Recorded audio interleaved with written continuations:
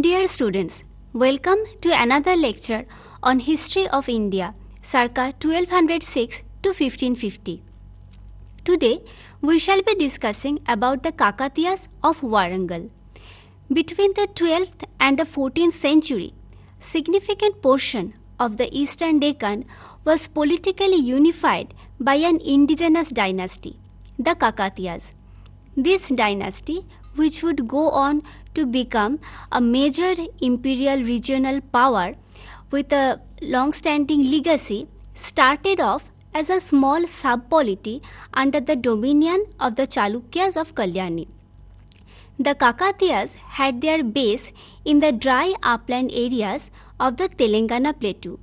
They gradually expanded towards the coastal delta of the Krishna and the Godavari rivers and built up a political network that encompassed a sizable region of the eastern Deccan.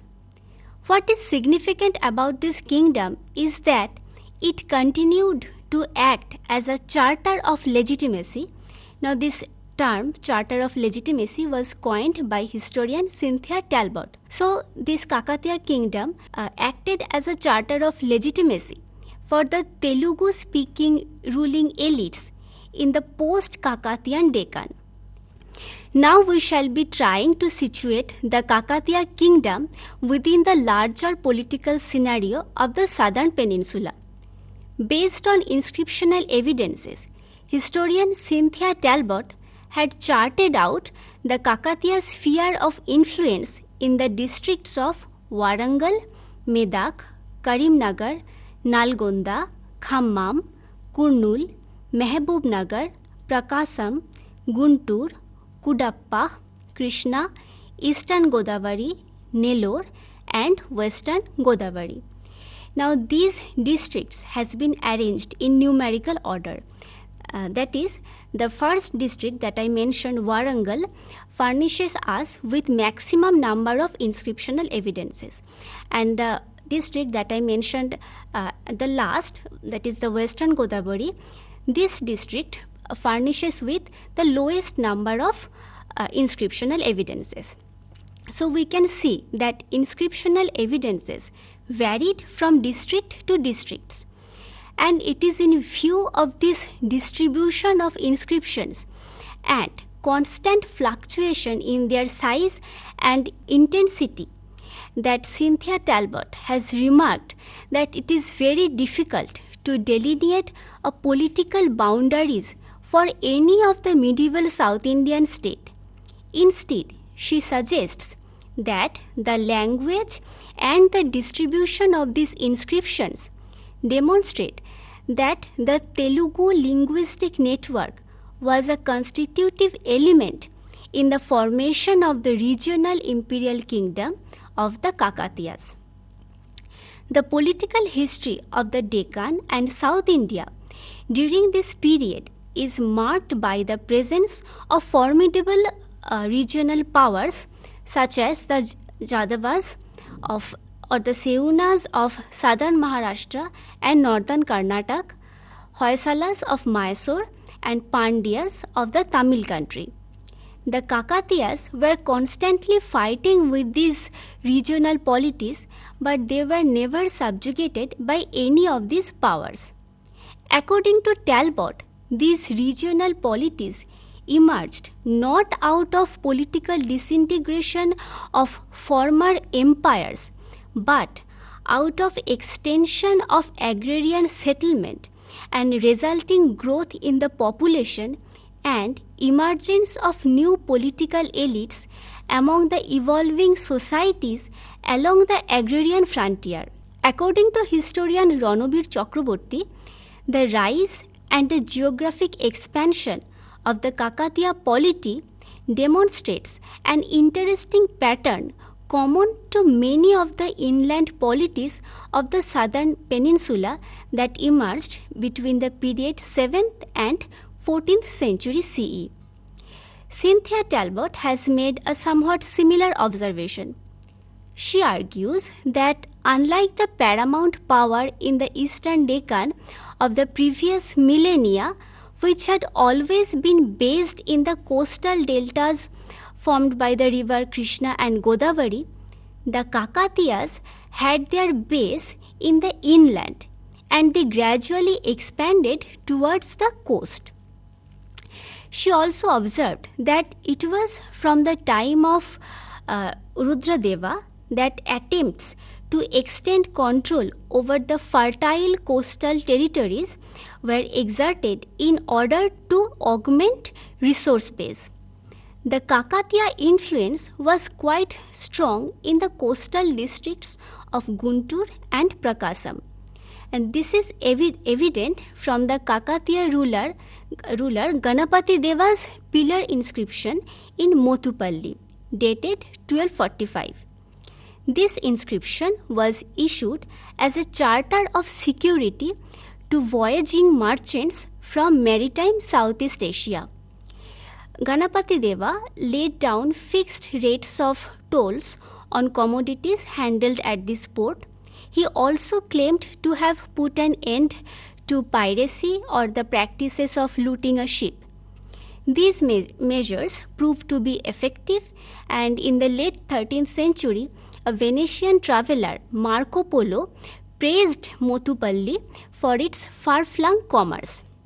Another inscription, Ganapeshwaram, dated 1231 CE, found in the Khammamet district, mentions Ganapati Deva's control over Deepa and Divi, situated in the mouth of the Krishna Delta. This inscription credited the recipient for converting Deepa, which was previously unfit for human habitation, into a city suitable for royal residence. It is also mentioned that Deepa was adorned with glittering paddy fields and sugarcane fields and contained many tanks within its neighborhood. According to historian Ranobi Chakraborty, the Kakatiya attempted to develop the deltaic area, initially unrewarding on account of salinity of the soil, into an agrarian settlement. The burgeoning agrarian settlement and vibrant commerce facilitated integration of the coast with the mainland.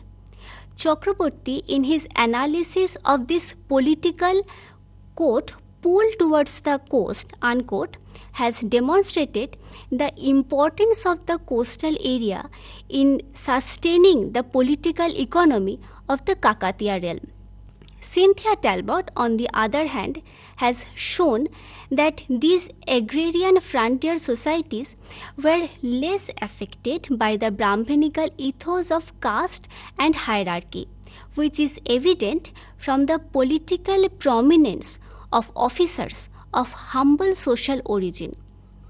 Kakatiya rulers, especially the last two rulers, had recruited a community of finest local warriors in their service, and it was through them that long after the kingdom had collapsed, the legacy of the Kakatiyas in the region continued to exist.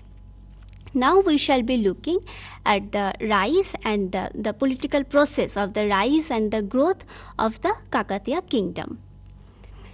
The independent status of the Kakatiyas can be dated back to 1163 CE, when the Kakatiya overlord Rudradeva issued inscriptions that omitted any mention of the Chalukyas. Over the next 30 years, Rudradeva waged military campaigns within Telangana against other local chiefs who had been subordinate to the Chalukyas of Kalyani. By the end of his reign, Kakatiya military supremacy within this area was firmly established. Next important Kakatiya ruler was Ganapati Deva. Ganapati Deva was the third independent ruler of the Kakatiya dynasty, and he was credited for extending the territorial limits of the Kakatiya kingdom. Ganapati Deva had defeated the Velanati Choras, who controlled the fertile deltaic area of the Krishna and the Godavari river. His ambition in the region northeast of Godavari was frustrated by the presence of the eastern Gangas. Hence, he turned his attention towards the south. He established control over the mouth of Krishna River and the coastal territory immediately south of it. He succeeded in penetrating into the northern Tamil Nadu and much of the central Deccan. Ganapati's greatest achievement was his establishment of a secondary center for the Kakatiyas in the coastal districts of Guntur and Prakasam. The importance of Guntur and Prakasam in Ganapati's geopolitical program is evident from the king's decision to make 10 out of 13 of his religious beneficence in these two districts. The only temple known to have been built under the patronage of Ganapati Deva is found at Motupalli in Prakasam district. The inscription recording the founding of this temple mentioned that Ganapati had reinstated Manuma Siddhi II, who had been ousted from his kingdom in Nellore. Ganapati not only had new temples built but also made endowments to deities at Tripurantakam and Yeleshwaram. Ganapati also granted Agrahar villages in Guntur district to the second leader Vishveshwara Shiva of the Golaki Matha sect. Of all the Kakatiya rulers, Ganapati was the most prominent patron of religion. He was the only Kakatiya ruler to grant Agrahar villages to Brahmans and record his patronage towards the Brahmans on copper plates. Ganapati also emulated the imperial style of kingship by assuming titles like Maharaja Dhiraj and the lofty imperial grandeur of the Cholas and the Chalukyas. He also elevated the Kakatiya Varna status from Shudra to Kshatriya by linking the family to the Puranic genealogy of solar line of ancient Indian kings. However, his successors adopted radically different strategies in their bid for power and supremacy. The next ruler was Rudrama Devi. Ganapati Deva was followed on the throne by his daughter Rudrama Devi. She ascended the throne under difficult circumstances. Much of the southern parts of the kingdom had been lost to the Pandyas of Tamil Nadu and their allies. She also faced attacks from the eastern Ganga of Kalinga and the Yadavas of the western Deccan. Rudrama Devi dealt with these threats successfully. First, she led an expedition into the Yadava territory and extended Kakatiya influence in the western Deccan. Then repelled the eastern Gangas to a position north of the Godavari river. However, the most formidable challenge came from a Kayastha subordinate, the Kayastha chief Ambadeva II. The Kayastha family members had always aided the Kakatiya rulers in their military campaigns, but Ambadeva began to challenge Kakatiya overlordship as soon as he took over the head of Kayastha lineage in 1273. Ambadeva's power increased throughout Rudrama Devi's reign. He established control over much of the southern parts of the Kakatiya dominion, as well as parts of Guntur district. Rudrama Devi probably died fighting against him in 1289. In short, Rudrama Devi's reign was a period of setback for the Kakatiyas as their sphere of influence shrank. Inscriptions that cite Rudrama Devi's name have mostly been found in the central part of the kingdom. Rudrama Devi herself is scarcely visible in historical documentation, for she made only 2 charitable donations two temples, one directly and the other through an intermediary. Rudrama Devi also abandoned Ganapati's strategy to enhance the Kakatiya royal prestige through appropriation of imperial titles and genealogies. Instead, she concentrated on projecting an image of martial heroism, going so far as to adopt a masculine persona and leading her troops in the battle. Another remarkable feature that distinguished the reign of Rudrama Devi and subsequently Prataprudras was changes in the social composition of political intermediaries.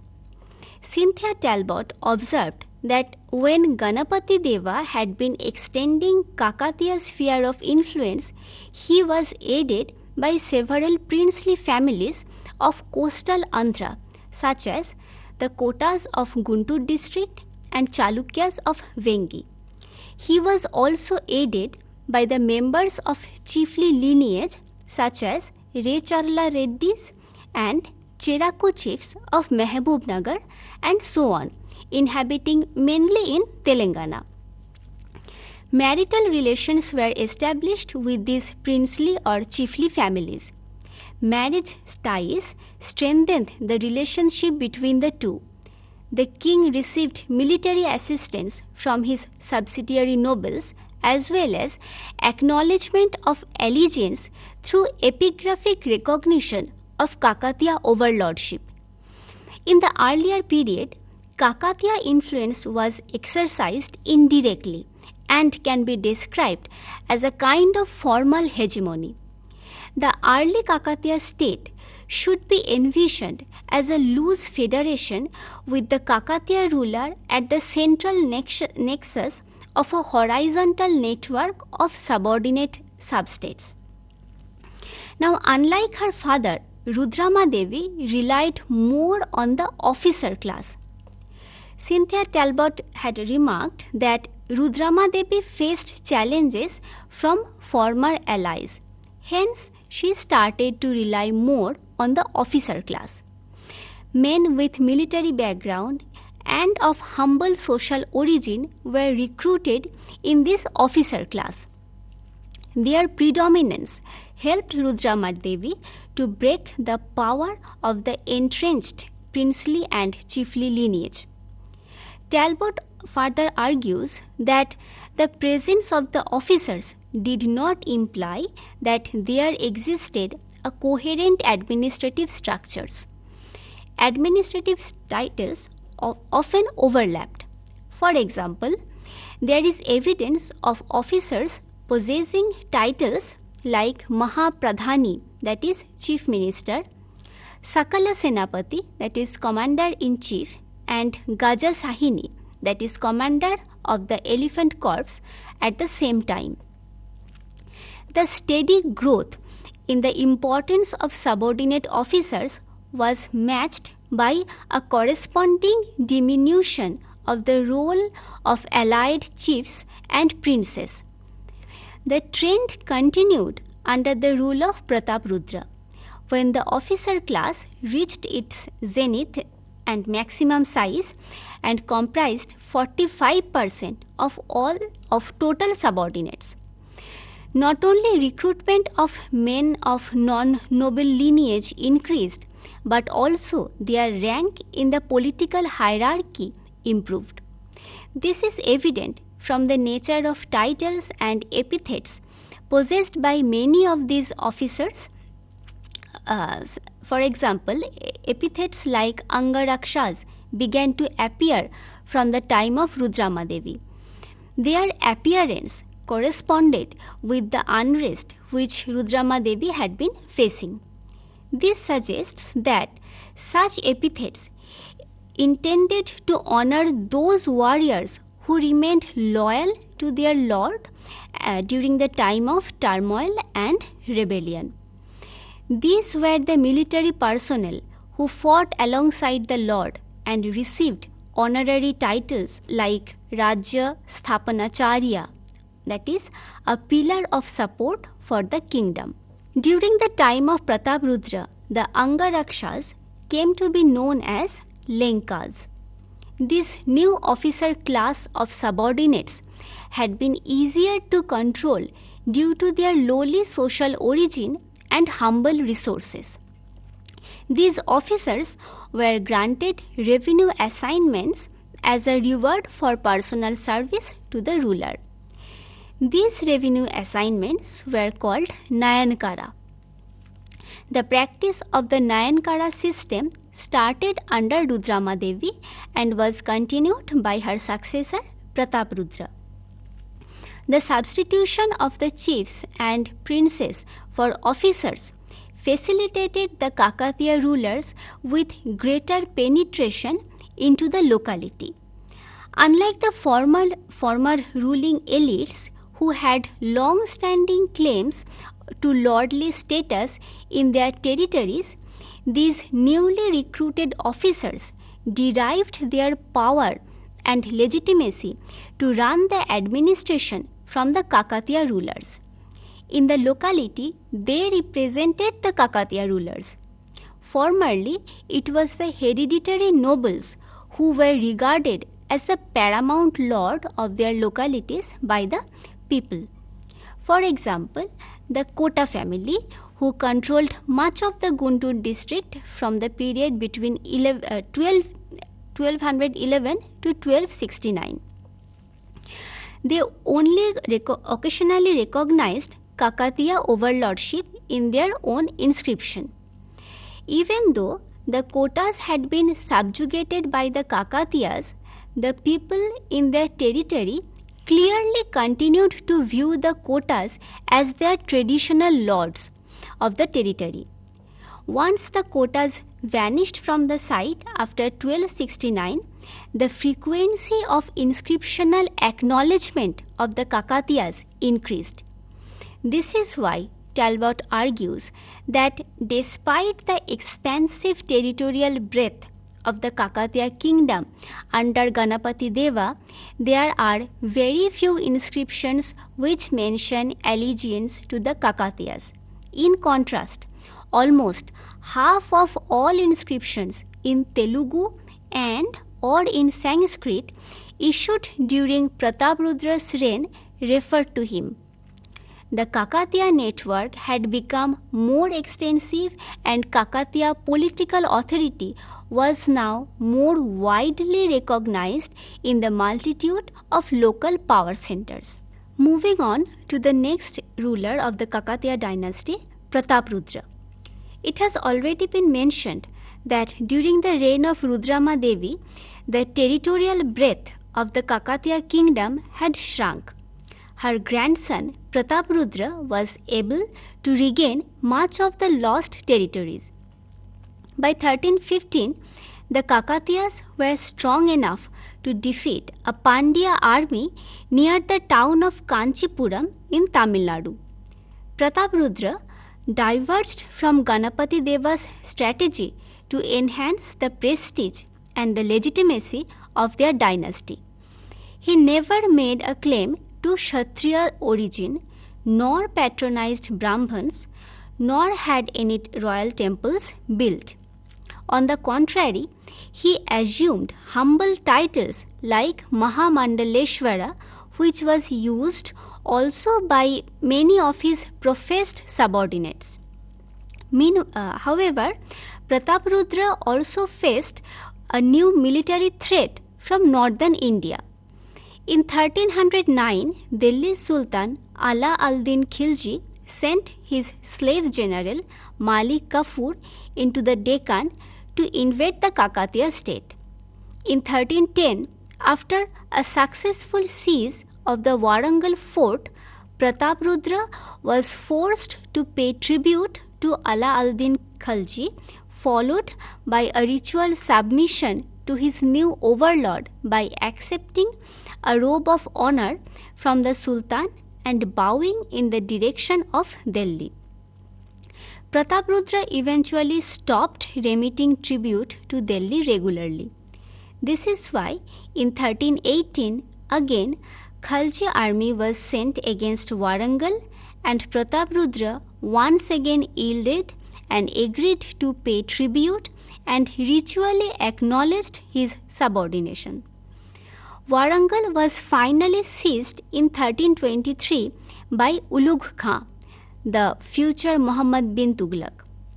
Prataprudra died soon thereafter. Although Prataprudra had lost his realm to an enemy, in popular memory both the king and the kingdom survived. Richard M. Eaton has made an adept analysis of the myths and legends which were created around Prataprudra. Eaton demonstrated that within just 7 years of his ignominious departure from Warangal, Prataprudra was recast as a paragon of righteousness, which he never was. The characteristics of a righteous king were performing certain rites and rituals according to Brahminical norms, such as establishing Brahmin villages, reviving Vedic sacrifices, claiming Kshatriya's origin, or having royal temples built. Cynthia Talbot argued that representing Prataprudra as righteous was necessary to portray the conflict between the Turks and the warrior bands of the Kakatiya state in the light of conflict between unrighteous barbarians and righteous restorers of dharma. Such representation also provided legitimacy for those upstart chieftains who were striving to break free from the Tughlaq dominance and create their own power base. Some of the chieftains claimed to have served Prataprudra. This direct political connection legitimized their bid for ruling status. For example, a stone inscription dated 1330 described Pralaya Nayaka, a chieftain with no record of serving in the former Kakatiya state, as the legitimate successor to Prataprudra. Pralaya Nayaka was a righteous king who restored the orderly status quo ante which had been devastated by the Turks. Prataprudra was also recalled as the jewel in the crown of the Kakatiya clan. A 16th century text, Prataprudra Charitamu, lauds him for identifying the corrupt Nayaka who rose to prominence under Ganapati Deva and replacing them with the Padma Nayaka who fought valiantly to preserve the independence of the Kakatiya land. These Padma Nayakas were Telugu warriors who were purportedly authorized to rule independently by Prataprudra, and it was through them that the fame and the glory of the Kakatiya dynasty was preserved.